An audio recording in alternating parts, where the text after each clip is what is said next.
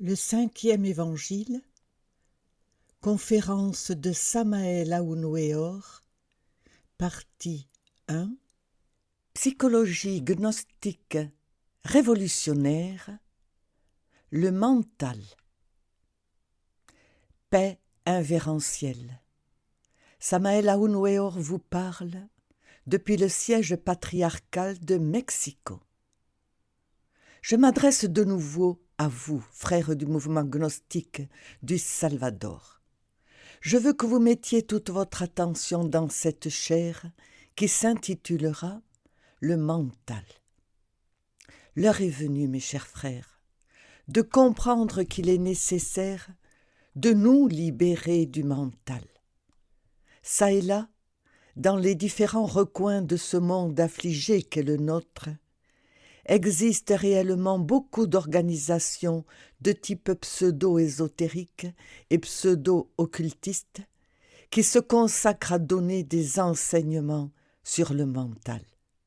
Ce qui est curieux et intéressant dans tout cela, c'est qu'ils font beaucoup de publicité en faveur du mental, et cela naturellement est très grave. Toutes les écoles de type, disons, mentaliste, veulent que leurs étudiants développent la force mentale, qu'ils fortifient le pouvoir du mental, etc. Et cela, naturellement, doit nous inviter à réfléchir. Si on étudie attentivement beaucoup d'écrivains modernes, on pourra clairement constater que ceux-ci, pardonnez-moi ma franchise, n'ont quasiment pas d'idées propres. Ils se bornent à transcrire, à commenter, etc. On dirait qu'il y a des auteurs qui veulent pratiquement nous briser le mental. Dans certains chapitres, ils défendent des choses terribles, des théories déterminées, et dans les pages suivantes, ils détruisent avec véhémence ce qu'ils ont défendu auparavant, et ils écrivent des antithèses très bien illustrées, si bien que lorsqu'on lit une de leurs œuvres, ce que l'on fait, c'est faire travailler l'intellect, sans dégager réellement le concept spirituel d'aucun auteur. Au fond, ce que l'on obtient, c'est l'accroissement de la bataille des antithèses dans l'intellect, c'est tout.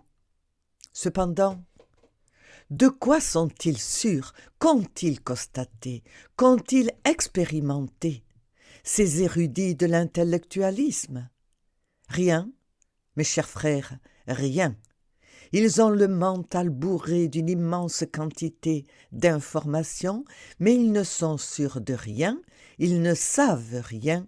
Voilà ce qui est grave, ignorance, ignorance et encore ignorance.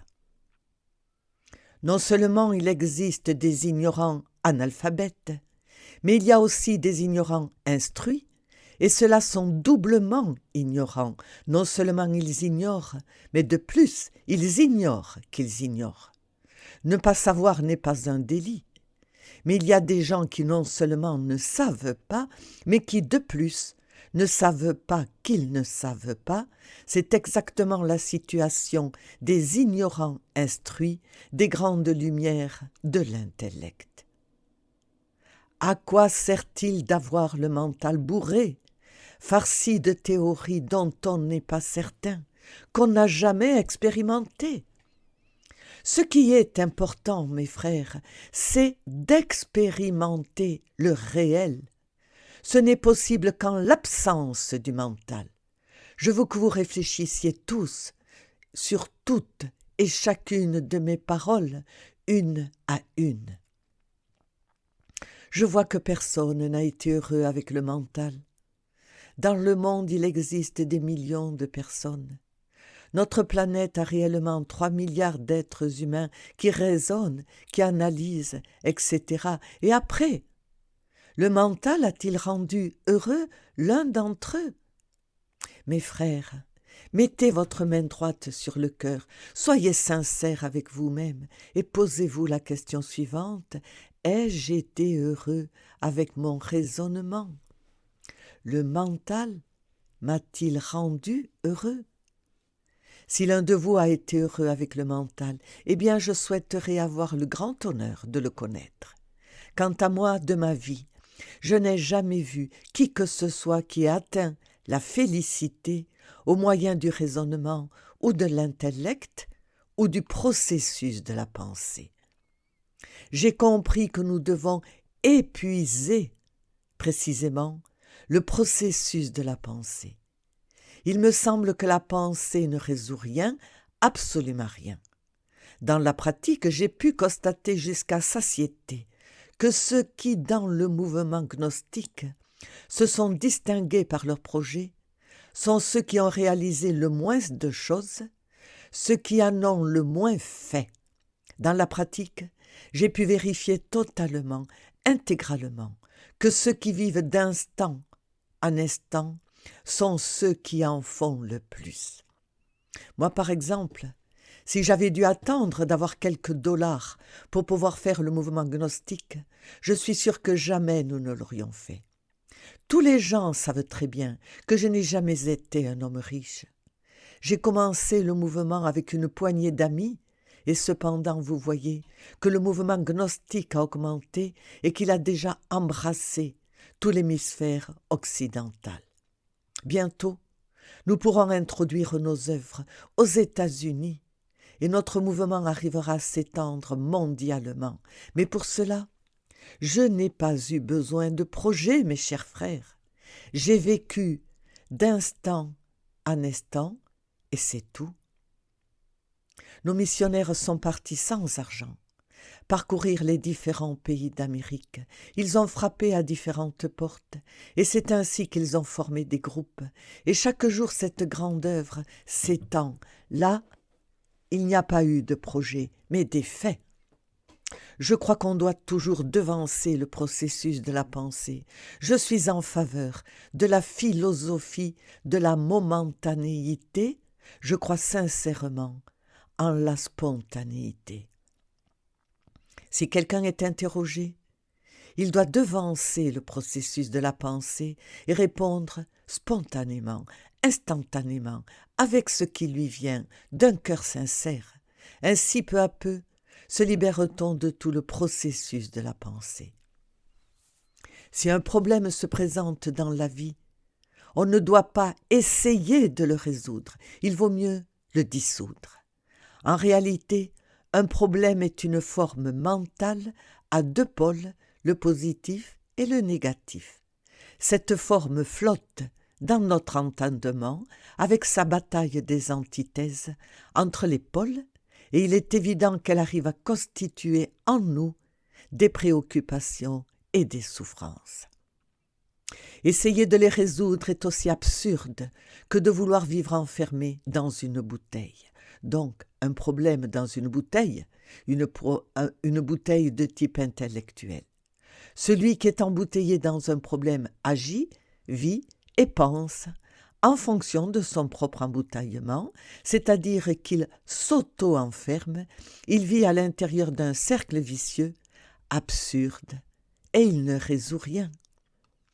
La pensée ne résout rien. Il vaut mieux oublier le problème. Si nous l'oublions, il se dissout et c'est mieux, n'est-ce pas? Beaucoup me diront, bon, il se dissout, et après? Expérimentez, mes chers frères. En général, les choses ne sont pas comme on pense qu'elles sont, mais comme elles sont réellement. Les faits arrivent parce qu'ils doivent arriver, et ce qui doit se faire se fait. Je vais vous donner des exemples concrets, parce qu'ainsi il me semble que vous comprendrez mieux ce que je suis en train de dire. Ici, par exemple, l'autre jour, à la maison, mon épouse prêtresse était très préoccupée par le fait que je devais payer le loyer, parce que si on ne paie pas, on vous expulse de la maison. Elle était préoccupée par le fait que je devais payer les traites. Bien sûr, comme nous ne sommes pas riches, nous devons donc nous faciliter les choses en payant par mensualité selon nos commodités. Tout cela lui entraînait des souffrances parce que la date de ses paiements approchait et que nous n'avions pas d'argent. Elle se tourmentait même parce que moi, je ne me tourmentais pas. Vous voyez ce contresens du bon sens. Elle était ennuyée parce que moi je n'étais pas ennuyée. Elle se faisait du mal parce que moi je ne me faisais pas de mal. Elle souffrait, la pauvre femme. Je crois même que ça lui provoquait des maux de tête. La date des terribles paiements approchait et moi je restais tranquille, sans me préoccuper le moins du monde de ces paiements. J'adore vivre d'instant en instant, de moment en moment, et je sais que le mental ne résout rien. À la fin, la date si redoutée arriva, en général le 1er ou le 15 de chaque mois, et alors l'argent pour le paiement est arrivé. Une fois que cela a été fait, une fois que nous avons réglé nos dettes, je me suis adressée à elle en lui disant « Eh bien, qu'est-ce que tu as gagné avec tes préoccupations? Les traites sont là. À quoi ont servi tes préoccupations? Il me semble qu'il reste de l'argent. » Il est évident qu'elle ne pouvait pas réfuter cela, tant c'était exact. Elle a dû reconnaître qu'elle avait perdu bêtement de l'énergie. Ainsi donc, mes chers frères, je n'ai pas essayé de résoudre les problèmes, j'ai préféré les dissoudre, ou pour être plus sincère, il me plaît de les dissoudre. Ils se dissolvent quand on les oublie.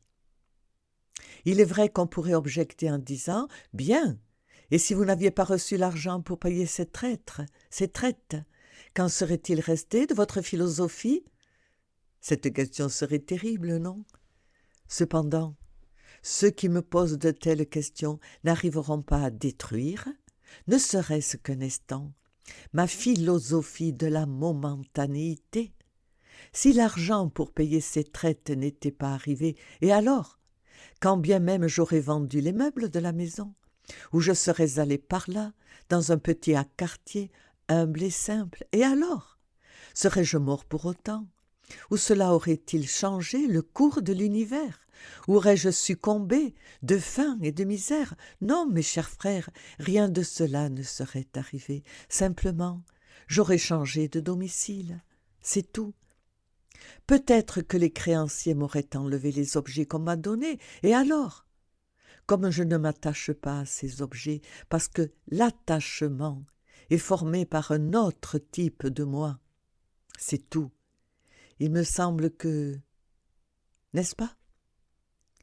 Pourquoi avoir peur de la vie? Pourquoi avoir peur de la vie humble, de la vie simple? La peur est quelque chose qu'il faut abandonner, mes chers frères, si on veut vivre réellement en accord avec la philosophie de la momentanéité. Le mental ne sert réellement qu'à une seule chose, à nous torturer l'existence, et rien de plus.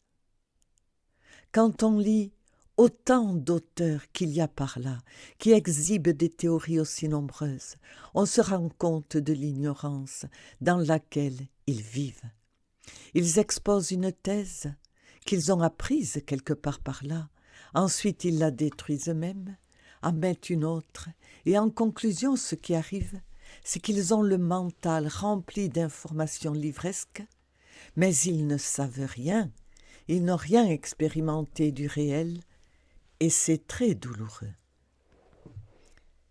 Mes frères, j'ai beaucoup réfléchi ces jours-ci, et je me rends compte précisément que le mental, comme instrument d'investigation, est trop pauvre. Il est, dirons-nous, pardonnez mon opinion, très misérable. Il y a d'autres moyens d'information, plus riches, des moyens d'expérimentation, plus remarquables et merveilleux. Il faut, mes chers frères, libérer les sens, la conscience, la sortir de l'intellect, l'extraire du mental pour expérimenter le réel, la vérité. Il nous faut dompter le mental, l'apprivoiser pour ainsi dire, comme celui qui apprivoise un poulain sauvage, le soumettre, le contrôler, si nous désirons réellement, très sincèrement, nous en libérer pour expérimenter ce qu'est la vérité. Voyons des faits plus concrets. Il existe par ici un auteur, dont je ne mentionnerai pas le nom, qui parle de l'Atlantide, de la célèbre Atlantide. Il va jusqu'à partager les concepts des Russes qui disent « Cette fameuse Atlantide était simplement une île par là dans la Méditerranée, etc. » Chose complètement absurde. Sur quoi se base cet auteur? Il répète ce que les Russes ont déjà dit. Voilà ce que fait l'intellect, mes frères. Il répète ce que disent les autres. Pour moi, il ne me semble donc pas que l'intellect soit un instrument si efficace pour l'investigation.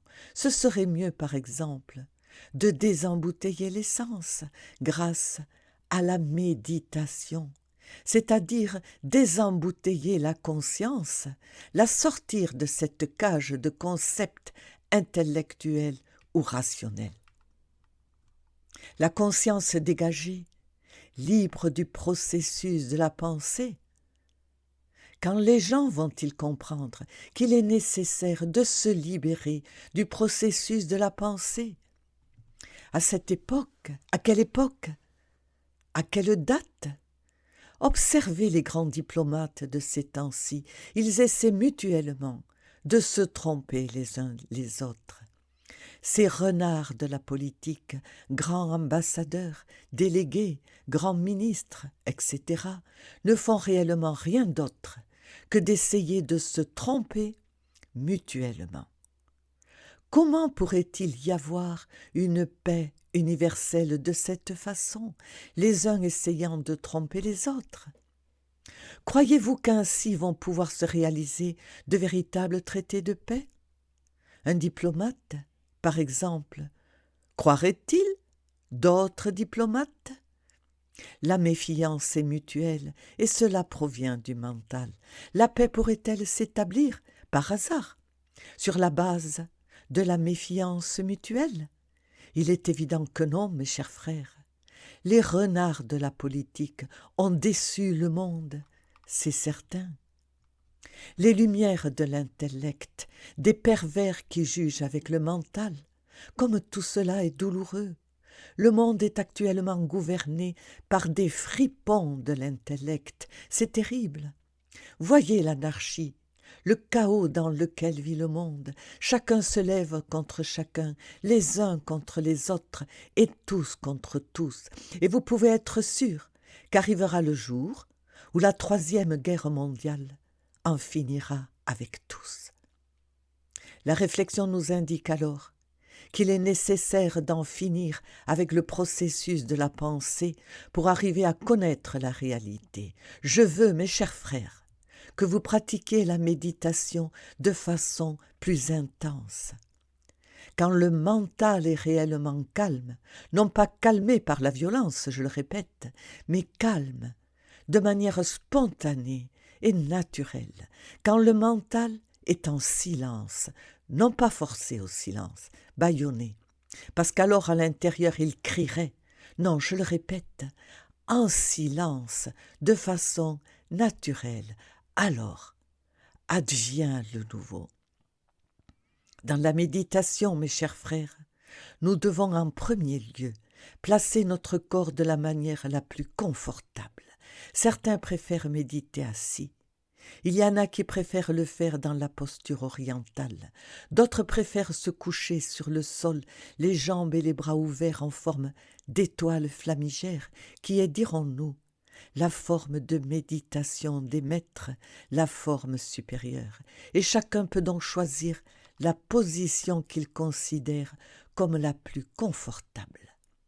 Fermez ensuite les yeux, pour que pas une seule chose du monde ne nous distrait, et ensuite observez notre propre mental en action. Si une pensée nous vient, l'étudier, l'observer attentivement, la comprendre profondément, et ensuite l'oublier. Si un souvenir arrive, il faut faire de même, l'étudier, le soupeser, le mesurer et l'oublier, après l'avoir compris à fond, intégralement, totalement.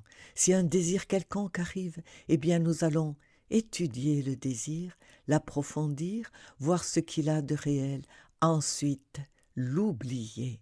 Chaque pensée, chaque désir, chaque souvenir, chaque idée, etc., doit être rigoureusement étudié, compris à fond. C'est ainsi que nous allons comprendre notre ego, notre moi, notre moi-même, parce que tout ce qui nous arrive au mental quand nous essayons de méditer, tout ce qui tente de saboter notre travail, c'est notre propre ego, nos propres désirs. Parce que nos pensées, nos désirs, nos idées, nos appétences, nos peurs, nos haines, nos envies, notre égoïsme, notre luxure, notre orgueil, etc., font partie de notre ego.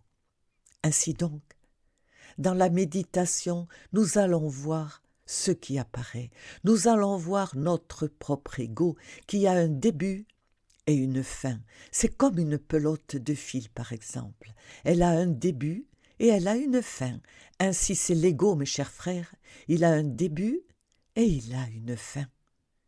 Une fois que tout le film est terminé, pour ainsi dire, sur l'écran, toute cette procession du moi, tout cet enchaînement de désirs, d'appétence, de peur, de souvenirs, de haine, etc., le mental évidemment reste calme et dans le plus profond silence. Et alors, il est naturel que l'essence, la conscience que nous avons en nous, se désembouteille du mental, elle se libère, et ainsi arrivons-nous à expérimenter le réel, ce qu'est la vérité. Compris ? Que voulons-nous savoir, par exemple, sur l'Atlantide ? Qu'allons-nous faire ? Premièrement, il faut amener le mental à la tranquillité et au silence, c'est clair. Mais avant de commencer toute pratique, il nous faudra prier notre divine mère Kundalini, lui demander de tout notre cœur qu'elle nous amène en Atlantide et que nous voulons connaître l'Atlantide. Après, nous nous asseyons pour la pratique.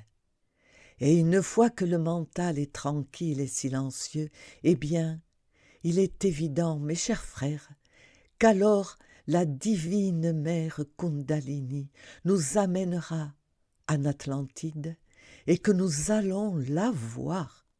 Mais nous allons la voir en conscience, en essence, en esprit, non pas par le biais du processus de la pensée, par le biais de l'intellectualisme qui ne sert à rien. Avec de simples théories, on n'arrive à rien. Nous allons la voir telle qu'elle est. Nous allons revivre les vies que nous avons eues en Atlantide, nos existences passées. Ceci est bien la façon de savoir, n'est-ce pas ? Personnellement, je vais vous dire quelque chose. Quand je veux faire des investigations, par exemple, sur la lémurie, la première chose que je fais à ma façon, si cela vous convient, suivez alors mon exemple, je vous dis comment je fais. Je me couche donc sur mon lit, bien tranquillement, en forme d'étoile flamigère, bras et jambes ouverts, le corps totalement relaxé. Je ferme mes yeux physiques pour ne pas être dérangé par les choses du monde extérieur. Ensuite, je me concentre sur ma divine mère Kundalini. Je lui dis, je veux savoir telle chose, par exemple, sur la lémurie. C'est un exemple. Je désire des informations. Je supplie et je demande avec un amour véritable, naturellement, parce qu'on ne va pas s'adresser à la mère divine de façon dictatoriale, demander l'aumône avec un fusil de chasse, comme on dit ici. Non, mais avec un amour véritable. Le fils doit s'adresser à sa mère avec amour. Et après la prière, je cherche à ce que mon mental reste tranquille et en silence. Si quelque souvenir me vient au moment où j'essaie de faire la pratique, alors je le comprends, je l'analyse et je l'oublie. Si un désir quelconque, une idée quelconque surgit, je fais alors la même chose. Comprendre, analyser, comprendre, discerner et oublié, et à la fin, le mental reste tranquille. Une fois tranquille, et dans le plus profond silence, alors ma conscience se désembouteille, c'est évident. Elle sort du mental, et je vais vivre en Lémurie, voir les événements de la Lémurie et revivre les existences que j'ai eues en Lémurie. Après, je sors de la méditation et avec toute l'information, je l'écris et je vous la remets sous forme de livres imprimés. Ça va? Que pensez-vous de mon système, mes chers frères? Faites passer ces cassettes de nombreuses fois, faites-les passer et écoutez l'enseignement tel que je vous le donne, mais écoutez-le s'il vous plaît, pratiquez. Il ne suffit pas d'écouter seulement la chair, il faut mettre l'enseignement en pratique, compris? Le système d'investigation avec la conscience est donc meilleur que l'investigation avec l'intellect, plus sage. Parce qu'avec la conscience, nous expérimentons directement la vérité. Avec l'intellect, qu'expérimentons-nous? Rien, mes chers frères. Avec l'intellect, la seule chose que nous obtenions, c'est de nous gâcher la vie, de remplir notre mental de théories et encore de théories, c'est tout. Ce qui sort de la conscience, je le répète, est juste. Ce qui sort de l'intellect, il est difficile que ce soit juste. En général, c'est tordu. Cela, j'ai pu le vérifier au moyen de l'expérience. Cependant, je reconnais que chacun est libre de penser ce qu'il veut. Ceux qui veulent suivre mes enseignements, qu'ils les suivent. Je ne suis en train d'exercer de contraintes sur le mental d'aucune personne. Je respecte le libre arbitre de chacun, mais j'expose, je dis qu'il vaut mieux se libérer du processus de l'intellect. Ce qui est grave, c'est que les gens s'auto-trompent tellement qu'ils croient que toute action doit naître forcément du mental. Jamais. Ils ne font la volonté du Père. Jamais. Ils n'agissent selon les données de leur conscience. Ils n'écoutent pas leur conscience. Ils préfèrent faire les choses selon leurs idées plus ou moins tordues ou absurdes, en accord avec leurs impulsions purement intellectuelles. Cela les a conduits à l'erreur. Voyez l'état dans lequel se trouve l'humanité. Si nous apprenions à vivre en accord avec les données de la conscience, il est évident que nous vivrions de façon correcte et que nous ne prendrions aucune sorte de karma. Mais si nous continuons à agir selon nos impulsions intellectuelles ou selon les impulsions de notre mental, alors nos actions seront tordues, absurdes, erronées. Nous avons pu réfléchir sur cela, le comprendre à travers la vie pratique. Il faut un peu discuter avec le mental quand il ne veut pas obéir. Nous devons nous adresser au mental en lui disant par exemple « Mental, pourquoi ne m'obéis-tu pas? Obéis-moi. Qu'est-ce que tu veux, mental ?» Plus tard, avec le développement des facultés, le mental nous répondra comme s'il était une personne complètement différente. Il nous dira « Je veux ceci » ou « Je désire telle autre chose » ou simplement par le biais d'une image représentative, par le biais de quelque représentation intellectuelle, il nous montrera ce qu'il veut. Alors nous pourrons lui dire « Ce que tu désires mental ne sert à rien, c'est faux, obéis-moi.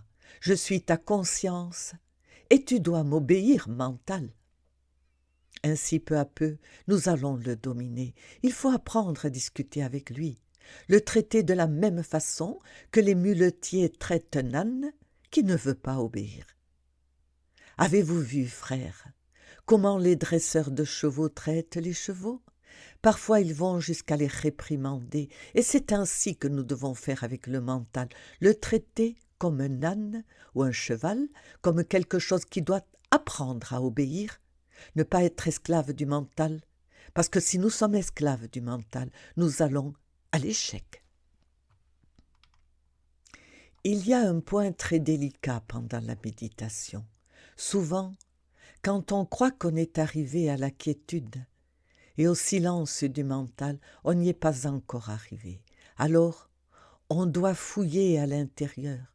On doit dire au mental, « Mental, que se passe-t-il? Que désires-tu? Pourquoi n'es-tu pas tranquille? Obéis-moi, tu dois être tranquille. » Parfois, si vos facultés supérieures sont assez développées, vous pourrez voir les représentations de votre mental qui, lui, à cet instant, répondra avec telle ou telle scène. De cette façon, il vous dira ce qu'il veut.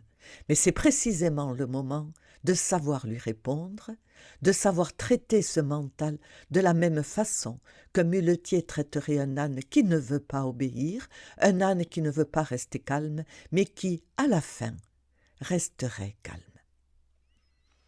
Le calme et le silence, c'est précisément ce dont on a besoin pendant la méditation, parce que quand le mental est calme, quand le mental est en silence, advient le nouveau. Si vous croyez être parvenu au calme et que vous n'avez encore rien expérimenté, c'est parce que vous n'êtes pas parvenu au calme ni au silence. Si vous rencontrez quelque pression dans votre mental, et non pas cet état de spontanéité naturelle, d'attitude naturelle, c'est parce que le mental n'est pas encore calme, ni en silence. Il faut rechercher alors pourquoi il n'est pas calme, pourquoi il n'est pas en silence. Il se peut qu'il y ait des luttes terribles là, dans les fonds submergés, dans les replis très profonds, inconnus de vous. Oui, que cela ne vous étonne pas, des fonds internes submergés ou infraconscients du mental. Dans ces fonds, ou abîmes intellectuels, il y a aussi des luttes que souvent nous ignorons dans la région purement superficielle du raisonnement, des luttes qui entravent la conscience, qui ne lui permettent pas de s'échapper, des luttes qui embouteillent les sens. C'est pourquoi, quand vous vous trouvez dans cet état, bien que l'on croie que le mental est calme et en silence, le nouveau ne survient pas, c'est parce qu'il y a des entraves très profonde dans l'infraconscience. Alors, il faut interroger le mental. Mental, que désires-tu? Pourquoi n'es-tu pas calme? Le mental donnera une réponse, probablement avec une représentation. Il faut comprendre cette représentation, la discerner et faire voir au mental que cette représentation, que cette idée qu'il a, que ce désir qu'il a est absurde. Il faut discuter dans ce cas avec le mental et lui faire comprendre qu'en cela, il est absurde et que son attitude n'a pas de base solide, que le mieux qu'il ait à faire, c'est de nous laisser tranquilles, de ne plus nous déranger, de ne pas nous ennuyer. Mais il faut comprendre quel est ce désir qu'a le mental.